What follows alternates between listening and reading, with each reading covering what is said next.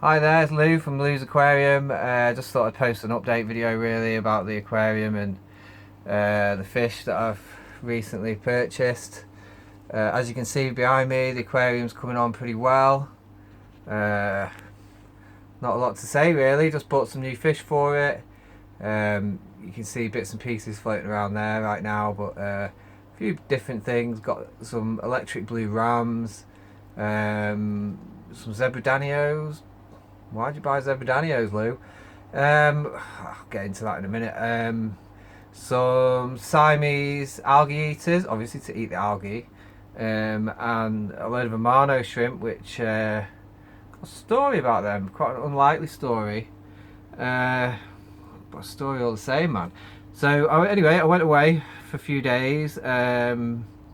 Decided to let my friend dose, my brother-in-law dose the tank and feed the fish and stuff, and thought I'd taught him how to do it properly. And I come back and all my plants, well, not all my plants, but certainly my rotala, you know, the red plant in the corner, the rotala had holes in it. I thought maybe it's a potassium deficiency or something, and started to look into it. But then none of the other plants seemed to show any signs of potassium deficiency. It's not a particularly potassium heavy plant. It is a fast grower, so I suppose in that respect it is, but I was a bit like, what's going on? Why am, you know? So I went to the fish shop and took some photos and took them with me, and that's the Abyss in Stockport, if anyone wants to know. Great fish shop. And they said to me that that is not a potassium deficiency, that is your Amano shrimp eating your plants. What? Amano shrimp eating plants? That's not even possible, man.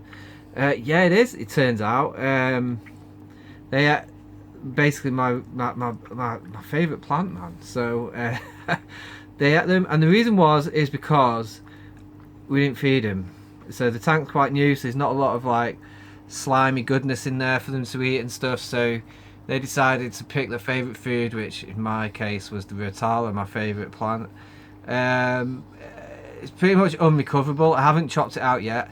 I thought I'd give it a few days. I did buy some potassium supplement just in case. So I gave it a couple of pumps of that, and you know, just in case. But I do think it was probably the shrimp hungry, and then they decided to eat the plant. Can't blame him really. Well, you got to eat his plants. You're gonna eat plants, aren't you? So yeah. Anyway, got some diamond tetras. Everyone thinks diamond tetras are really boring. I like diamond tetras. I think when they reach maturity, they are one of the most beautiful fish in the hobby. And yeah, the Zebra Danios, what happened there? Well, you probably realise by now that I'm not going to give a lot of advice out on this channel. The reason for that is that I do not consider myself an expert. I'm experienced, but I'm not an expert. And oh, there's a ram. You can see the ram poking his head out there. Got some bloodworm on the floor there, so we're coming out for them. Anyway, so I went to the fish shop, and the only advice I'm going to give anyone, right, is that, you know, you spend a lot of time learning in this hobby about things, and you know, you go into the fish shop, you know pretty much what you want when you go in there. You know what's going to look good for your tank. You know what you're going to get. You can get a bit of advice while you're in there and stuff and whatnot. But my piece of advice for you all is don't take your missus, man, because you spent hours sorting this tank out, and they really, you see Ringo, kiss. Oh, they basically let you do all the hard work, and then when you go to the fish shop, they say, I want that, and you're like, yeah, that's not really what I had in mind actually.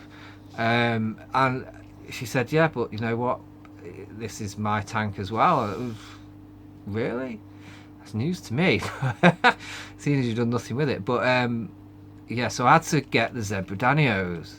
So I got 10 Zebra Danios. One died, and maybe one went down the tube when I was doing a water change. Tried to fish it out, and then it just disappeared, so I don't know what happened to that. Maybe it went back in the tank, maybe, but I've only ever counted 8. Should be 9 in there, but one died as soon as I put him in there. I don't know why, especially very hardy species, but anyway, he did. So I've got 8, possibly 9 Zebra Danios in there now, and they're a bit busy for me, if I'm honest. I'm not so sure about Zebra Danios. I've not kept Zebra Danios for 20 years. But anyway, I'm keeping them now, it seems. So, Zebra Danios, Diamond Tetras, and I still haven't decided on what my main shoal fish will be, and that's the one where I'm going to get like 30 of whatever it is. So now you can see there's a few fish about, ram there in the background, 2 rams there in the background. They've paired up nicely. That's quite nice actually. Siamese algae eaters there, and yeah, it's looking pretty good. It looks a bit bushy at the moment, my tank, so I've got a day off tomorrow, so I'm gonna cut that Vitala down, see whether it will recover, and then there's a few other things that I need to cut down, and you know, stuff like that, and just basically tidy up. So like my mosses, there's a lot of moss it's doing really well. It looks really good, my Christmas moss. So I do need to cut that, you know, basically trim that back so it keeps growing well.